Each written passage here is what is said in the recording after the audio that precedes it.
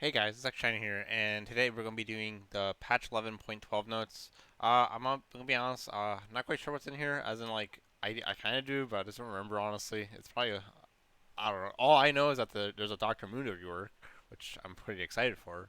But besides that, I'm not sure. So yeah, we're gonna go right into this. Yep, Dr. Mundo has been available. Oh, that's interesting. His legacy skins will be available for 11.12 and 11.13. That's quite nice. That's kind of cool to showcase like the Halloween one and stuff. But about Dr. Mundo is he's actually quite interesting because um, I actually tested him out in the jungle before this video, only because I delayed the video so much. But he's actually quite fine. Again, uh, if you start, you pretty much have to start red. Red, blue, Gromp, and then like do wolves and raptors if you want, and then at that point like do go do something else, or like you can go gank after, or you can do like from blue start blue, Gromp, wolves, raptors, red, and maybe Krugs. It depends if you got a leash or not, because if you didn't get a leash, which I'm not sure why you wouldn't, uh, you're too low. But if you have a leash, you're fine. So I don't know. I'm actually curious about how he'll perform overall in the jungle. I'm not sure if you should max your Q. You probably will max Q in the jungle though, just because once you have Bombi Cinder and Cinder Hulk, not Cinder Hulk, well, whatever it is, your Sunfire item, uh, clearing should be quite easy. So the the AOE like for the E's more of a laning item. I mean laning skill. So yeah, it's just when you gank, you're probably gonna be using cleaver, and the AD is like more. It's more of a lane thing. It's literally a lane tool. So I don't know. I mean, maybe I'm wrong, but I just think the Q is better in the jungle. But I don't know. What else? Again, I might be wrong. Wait, one more thing. Gosh, sorry. Um, so let's get into this patch. Aphelios, what happened with them base stats? His mag resist has been increased. It was 26, now it's 30. AD growth was 2.4, now it's 3. So that got buffed. His Q, serving him the scythe pistol. Maximum number of attacks, it was 6 plus 1% per 33% bonus attack speed. Now it's 6 plus 1 per 50% bonus attack speed. On hit damage, it was 10 to 30, plus 21 to 30% bonus AD. Levels 1, 3, 5, 7, 11, 13. Now it's 10 to 40, plus 20 to 35% bonus AD. Levels 1, 3, 5, 6, 7, 13. Healing from basic attacks, it was 3 to 20%. Levels 1 through 18, now it's 3 to 10%. So I got nerfed. Healing from abilities, 3 to 20%, now it's 9 to 30%. Um, and his Q, the charm, mini charm damage, it was 24% to 164% AD. Skills non-linearly with 1 to 20 mini charms. Now it's 15 to 138.5% AD. Skills non-linearly with 1 to 20 mini charms. Sentry damage 25 to 85. It was 25 to 85 plus 35 to 50% bonus AD. Now it's 31 to 100 plus 40 to 60% bonus AD. I'm gonna be honest, like I know how to play Philios and stuff. It's just like, well, I'm honestly curious. What does Riot say about this? Affiliates is chainless is a whole lot of numbers, so we'll try to break it down. First and foremost, yes, it's an affiliate buff. Yes, it is. He's been in a slump in terms of win rate and pro presence, and could be helping hand to get back on his feet. Do this, we're buffing his base stats and weapon combinations with the fallen out of favor, while pulling power from the combos they emerge as clear fares. By upping the reward he gets from using Infirm Serum as offhand weapons, he should feel more well-rounded and prepared to take down his enemies no matter. Yeah, honestly, it's just a buff. It's just overall buff. I think the biggest thing to take is like when you're on the scythe pistol, you actually heal less from basic attacks, but you heal more from abilities. So that's really and everything else does more. Well, not necessarily not necessarily more damage. Because the sentry does more damage. Just the miniature charms, not so much. I don't know. Hard to say. Because I'll be honest, I don't really see Aphelios, and so it's kind of hard to say exactly how I feel about these changes. But I guess they're fine. I'm not quite sure. Again, who sees an Aphelios anymore? Not me.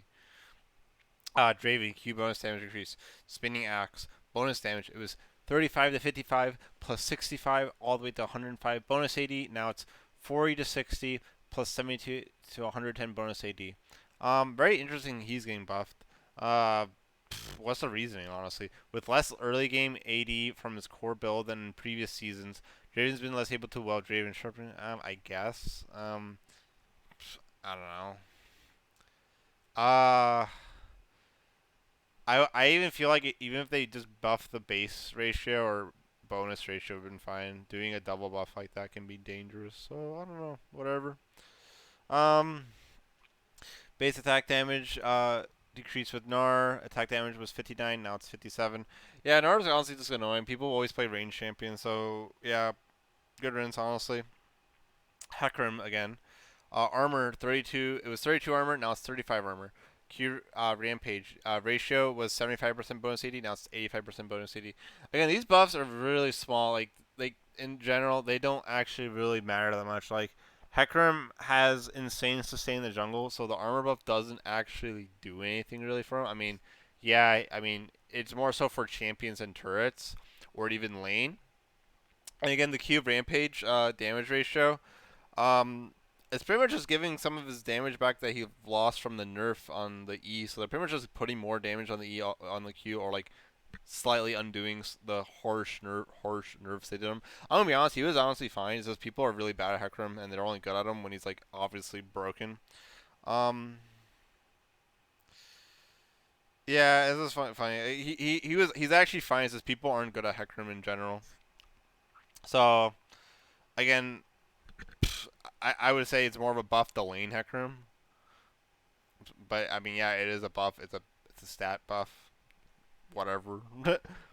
Alawi mana growth increase. It was 40. Now it's 50. I think that's fine. Yeah, Alawi. I've played her a few times. She has some really bad mana issues. So yeah, that sounds good. Jarvan. W cooldown decrease. It was 12 seconds. Now it's 9 seconds. That's actually quite a huge buff. Jarvan tends to lose steam early on in the fight, so we're giving him more time to stay in battle. Yeah, that's a huge buff. I mean, I probably just because he fall of favor. How I feel about it, not sure. I mean, it's not offensive at least. It's at least defensive. Kaisa, although it can be used offensively. Kaisa, Q cooldown increased early. Cooldown was 8 to 6 seconds. Now it's 10 to 6 seconds.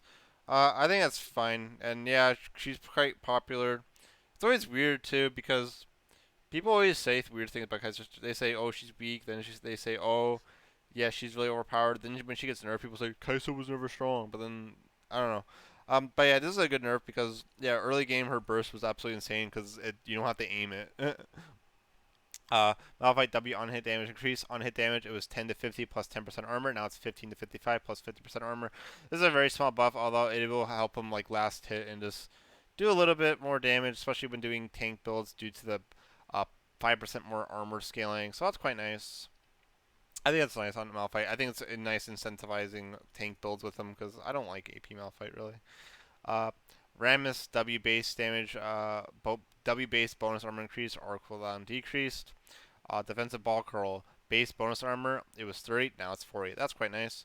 R soaring slam cooldown was 130 to 90, now it's 110 to 80. And yeah, I would say Rammus was released really carefully, as in he was like when I saw the Rammus changes, I was like, man, this is really weak. Like this is a really weak version of Rammus. So it's quite nice that he got buffed. I agree with these buffs. I definitely think he was in the weak side because again, I think they're just trying to be careful not to make him absolutely broken after a rework like that, like a mini rework. So that's good stuff. Um, Nasus passive lifesteal decreased. Lifesteal was 12 to 24%. And now it's 10 to 22%. That's a very small nerf in the grand scheme of things. Although this heavily nerfs his early game, like because again, I'm not sure what level you would finish in Mythic. Probably level 8 or 9 or 10. I'm not quite sure. Probably level 8 9. But the thing is well, this has got nerfed. His healing got nerfed because of that Divine Sunder item. So he's pretty much just weaker in lane. So he's actually more susceptible to harass and As I mean, so he's pretty much once you get the item, you're probably around the same power in terms of healing. So yeah, that's pretty much that nerf. Renekton, Q non-damage healing reduced. Non-champion healing, it was 3 to 7 plus 4% bonus AD. Now it's 2 to 6, 3% bonus AD. Um, Now in empowered non-champion healing, it was 9 to 21, 12% bonus AD. Now it's 6 to 18, 9% bonus AD. This is nerfing sustained because Renekton's such an all-around champion that everyone just always picks him. So again, it's just a pro play nerf, not a solo queue nerf. It's just everyone always picks Renekton because he's such a safe champion, quite easy to play. Talon, W initial damage decrease and return damage increase. So initial damage was 45 to 105 plus 55% bonus AD. Now it's 40 to 80 plus 40% bonus AD. Return damage was 45 to 145 plus 70% bonus AD. Now it's 50 to 170 plus 80% bonus AD.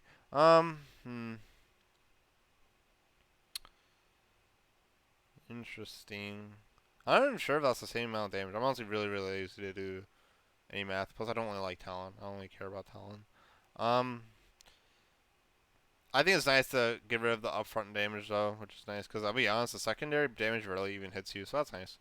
Um, I guess. Udyr, Ard cone damage decreased. This is so late. Well, Tank Phoenix Udyr has been rampaging across pro play. We're picking down the damage he gets from tank builds, but compensating for when he goes AP bird instead. Cone damage, 60 to 310 plus 70% AP. Now it's 50 to 275. But yeah, this is the strange thing. What took so long to nerf Udyr like this? Like, because if you look at his Phoenix damage, like it was kind of crazy that they didn't nerf this for so long. Like it's actually insane. But yeah, this nerf is insane. This is like really big nerf to Udyr. So yeah, this is kind of crazy. And I'm aware like oh there's six ranks and stuff and like oh those six ranked oh you don't always get the six rank. But even though because he spams it so much that it'll affect his clear and his consistent damage. So yeah, that's quite a big nerf. To Udyr. What else is there? Varus W max and bonus damage decreased. Uh, it was 10.8 to 25.2. Now it's 9 to 21%. Um, yeah, I guess it was just doing too much true damage because of Prowler's Call, Varus and stuff. I remember some people were making posts like, "Oh, like how did this kill me?" And it's like, yeah, it's just the power of max HP damage and just it being true damage. Wukong, so I think that's fine. Base damage growth decreased. Q damage ratio decreased. Attack damage growth, it was 4. Now it's 3.5. And Q crushing blow damage ratio was 50% bonus AD. Now it's 45% bonus AD. Um, hmm, I don't know really. I mean, I guess that's something. I guess I mean people play Wukong, but I always see people feed him Wukong. So I don't know. People don't even play him optimally. So whatever. I guess he got nerfed just because Divine Thunder was made good. So RIP him. Or made better. Ziggs, bouncing bomb base damage was 85 to 265. Now it's 85 to 285. So he has 5 damage per rank additional. And our Mega Inferno Bomb missile speed was 1,550. Now it's 2,250. Minimum 1.2 seconds travel time. So yeah, when you cast it farther away, it'll pretty much go faster. So that's quite a big buff, just because it's really easy to react that. So you might actually see Ziggs in your games more. This is actually quite a big buff on his ultimate because I think does a lot of damage if it lands. Um, Bug fixes recolor traditional Karma's abilities. Battlecast Karma voice actor when he purchased Frostburg Island has been restored. Fix Warmail and Randy Omen tooltips to properly count block damage from the Rock Shield passives. Black Cleaver now properly appears in the movement tab on the in-game shop. Gragas W Drunken Rage now properly triggers Mana Flow Ban and Tear of the Goddess. That's quite a big buff, as in fix. Poppy's W Steadfast Presence now properly works against Strikebreaker's halting slash passive. That's a big buff too. That's a big buff to if someone who builds Strikebreaker, although it's being changed soon. So although it's not final. Trundle's passive, King's Tribute no longer triggers if he's near Baron Nashor's a few seconds after it spawns. Lol, was he getting like a giant HP boost? That's funny. Probably was. That's hilarious. Dead allies can no longer stack Demolish with the player against the same turret. That's funny. That's a funny bug. I don't think it really mattered that much though, but yeah. Some skins. That's cool set skins such as Sunset Shimmer set. Yeah, that's pretty much it. Not really a whole lot, honestly. Kind of a whole lot of nothing. Oops. But the thing is, yeah, this is just a Mundo patch. I'll be honest, these changes are kind of whatever. The only really big one is, I mean, I guess the Philios one's kind of big. Draven one has potentially to be really bad. Hecarim's kind of whatever. Alawi's nice. Kai'Sa's a good nerf. And everything else is just trimming. So yeah, New Year. So yeah, that's pretty much it. I'm just excited for Doctor Mundo Jungle really, and yeah, I mean, it's a short one, guys. So if you liked it, leave a comment and stuff. You know, the same old stuff. Yeah. Bye.